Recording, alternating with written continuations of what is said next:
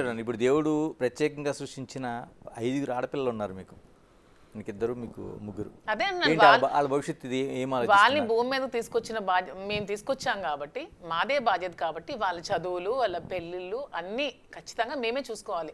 పిల్లల్ని కన్నం వరకే మన బాధ్యత. వాళ్ళ తలరాతలు మన కళ్ళనే, వారు ఏమవుతారో పెద్ద అయితే ఏం చేయగలరో మనం ఏం చెప్పలేం. కానీ వాళ్ళని పెంచడం వరకు, వాళ్ళు చదివించడం వరకు, వాళ్ళు పెళ్ళిళ్ళు చేయడం వరకు బాధ్యత ఖచ్చితంగా ప్రతి తల్లిదండ్రులకు ఉంటుంది.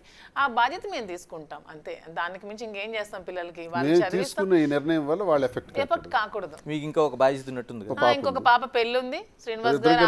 ఆమె పెళ్లి ఫస్ట్ ఆమె మ్యారేజ్ చేస్తాం. ఆమె మ్యారేజ్ కోసమే డబ్బులు ఫస్ట్ సంపాదించిస్తాం. మా పిల్లలు ఇంకా చిన్న పిల్లలు ఇంకా ప్రెజెంట్ చదివిస్తాం. వాళ్ళ పిల్లలకి ఇంకా చాలా టైం ఉంది, వాళ్ళు మ్యారేజెస్ చేస్తాం అంతే.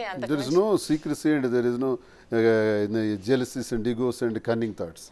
ఎలాగంటే చట్టపరంగా ఒక అంగీకారం వచ్చిన తర్వాత, మీకు లైన్ క్లియర్ అయిన తర్వాత ఇద్దరు చట్టపరంగా వస్తుందా రాదా అన్నీ అనవసరం. చెప్తున్నాను కదా, మా ఇద్దరం మానసికంగా పెళ్లి అయిపోయింది, మా ఇద్దరం భార్యాభర్తలమే. దీన్ని ఎవ్వరు ట్రోల్ చేయాల్సిన అవసరం లేదు. లీగల్ గా జరగలేదు. మీకు పబ్లిక్ గా మీకు పెళ్లి కావాలంటే లీగల్ గా చేసి చూపిస్తాం అంటున్నాను. మేమైతే పెళ్లి చేసేసుకున్నాం, మాకు మా మనసాక్షులు మాకు కలిసిపోయి మేము మానసికంగా కలిసిపోయాం. మేము భార్యాభర్తలు మాత్రమే, మేము భార్యాభర్తలమే. మీ అందరికి మా భార్యాభర్తలుగా మీకు ఫోటో కావాలి, మీకు ఒక ఫ్రేమ్ కావాలి, ప్రతి ఇంట్లో మీరు చూసుకుంటారంటే ఖచ్చితంగా లీగల్ గా అయ్యాక మీకు చేసి చూపిస్తాం అని చెప్తున్నాను అంతే. వారసుల సంగతి ఏంటి? వారసుల సంగతి కూడా అంతేనండి, లీగల్ ప్రొసీడింగ్స్ అయ్యాక లీగల్ గా కంటాం అంతే. ఓకే, ఆ ప్లాన్ కూడా ఉంది. నవ్వుతున్నారు శ్రీనివాస్ గారు.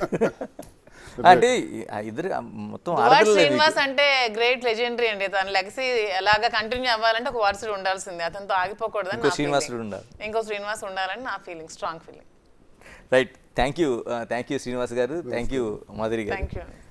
అంటే ఇప్పుడు ఇద్దరికి ఒకటే నేను కంక్లూజ్ ఇవ్వాలనుకుంటున్నాను, Duvvada Srinivas, Duvvada Madhuri. Right, all the best. అంటే సొసైటీ ఏ విధంగా మిమ్మల్ని తీసుకుంటుంది, ఏ విధంగా మీ లైఫ్ నడుస్తుంది అనేది. ఏమండి, సొసైటీ అయితే మమ్మల్ని తీసుకుందండి. ఈ పిల్ల సైనికులు ఉంటారు కదా కొంతమంది, జెండా కూలీలు, జెండాలు మోసే కూలీలు, పిల్ల సైనికులు, వాళ్ళేవో ట్రోల్ చేసి పెడుతున్నారు తప్పితే సొసైటీ పబ్లిక్ తీసుకుంది. ఎక్కడైనా ఒక చోట ఆగిపోద్దండి అంతే అంతే.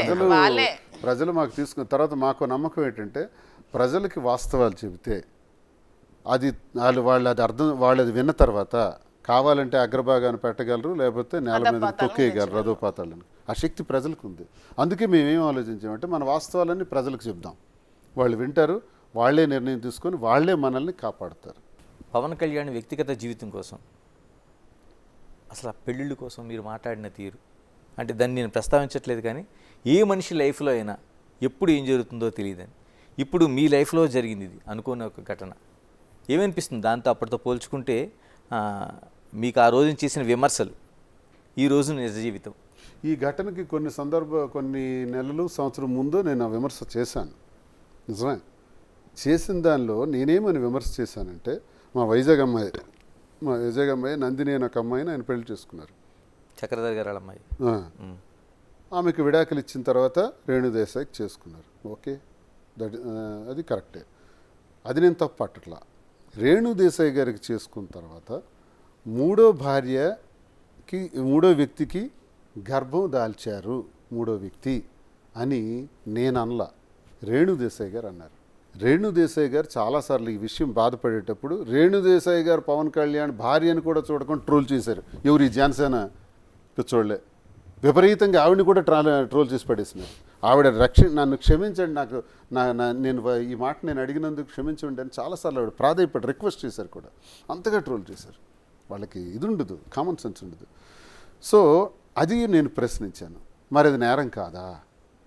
ఎప్పుడైతే మూడో స్త్రీతో గర్భం దాల్చారో ఆ తర్వాత కొద్ది రోజుల తర్వాత ఇది జరిగింది. ఏది? ఈ రెండో భార్యతో విడాకులు అనేది జరిగింది. ఆ తర్వాత ఇప్పుడు మూడో భార్యకి పెళ్లి చేసుకున్నారు అన్నది ఇప్పుడు చేసుకోవచ్చు, నేను కాదనట్లే. ఈ విషయాన్ని నేను అడిగాను. అయితే మరి మీరు ఇన్ని అన్నారు కదా, మీ జీవితంలో ఎలా జరిగింది కదా అంటే, నా జీవితంలో జరిగింది ప్రతి ఒక్కటి చెప్పాను ప్రజలకి. పవన్ కళ్యాణ్ చెప్పగలిగాడు, చేసుకుంటూ పోయాడు. ఆయన ఒకటోది, నెంబర్ 2, నెంబర్ 3 చేసుకుంటూ పోతే వాళ్ళ ఆరోపణల వల్ల మనకు తెలిసింది, వాళ్ళు ఒకరికొకళ్ళు మాట్లాడుకోవటం వల్ల తెలిసింది. నాది అలా కాదే, నా పైన ఎవరు ఆరోపణ చేయలేదే, నేనే చెప్పా. ఎస్, నా మొదటి జీవితం ఇది, నా రెండో జీవితం ఇది, నేను ఇలా చేస్తున్నాను అని ఎప్పుడు చెప్పాను? గొడవ జరుగుతున్న మొదటి రోజే చెప్పాను. ఎక్కడ అబద్ధం ఆడలేదే. ఆయనకి నాకు డిఫరెన్స్ ఉంది కదా, నేను వాస్తవాలు చెప్పాను కదా. ఆయన చెప్పలేకపోయారు కదా.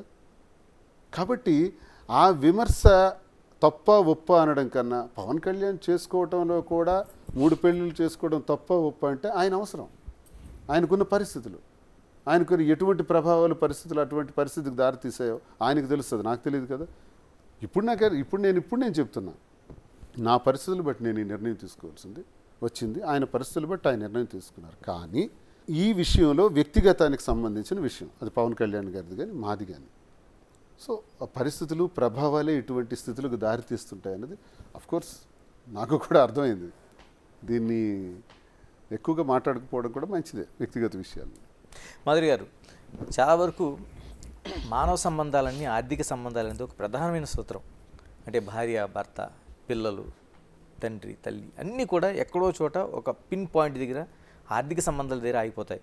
ఇప్పుడు నిజంగా మీ ఇద్దరి మధ్య ఉండే సంబంధం కూడా ఆ రోజు వాణి గారు పెట్టిన గొడవ ఇవన్నీ కూడా ఒక ఆర్థిక సంబంధం దగ్గర ముడిపడి ఆగిపోయింది. అంటే ఏంటి అసలు నిజంగా ఆర్థిక లావాదేవీ అంటే ఎక్కడ ముడిపడి ఉండిపోయింది? అంటే మీ పేరుతో ఆ రోజున రాశారని, లేకపోతే మీరు కొంత అప్పు ఇచ్చారని? ఆ హౌస్ అనేది మా ఇద్దరం కలిసి ఉండడానికి మేము కలిసి నిర్మించుకున్న హౌస్ అది. మీ ఇద్దరు కలిపి? మా ఇద్దరం కలిపి నిర్మించుకున్నాం. సో నా దగ్గర ఉన్న డబ్బులు నేను పెట్టాను, అతని దగ్గర ఉన్న డబ్బులు అతను పెట్టారు, ఇద్దరం కలిసి నిర్మించుకున్న హౌస్ అది. సో అది కూడా వచ్చి ఆక్యుపై చేసి తీసుకెళ్ళిపోతాము, అది కూడా వచ్చి తీసుకొని మమ్మల్ని రోడ్డు మీద పెట్టేస్తామంటే ఎవరు చూస్తూ ఊరుకోరు కదా.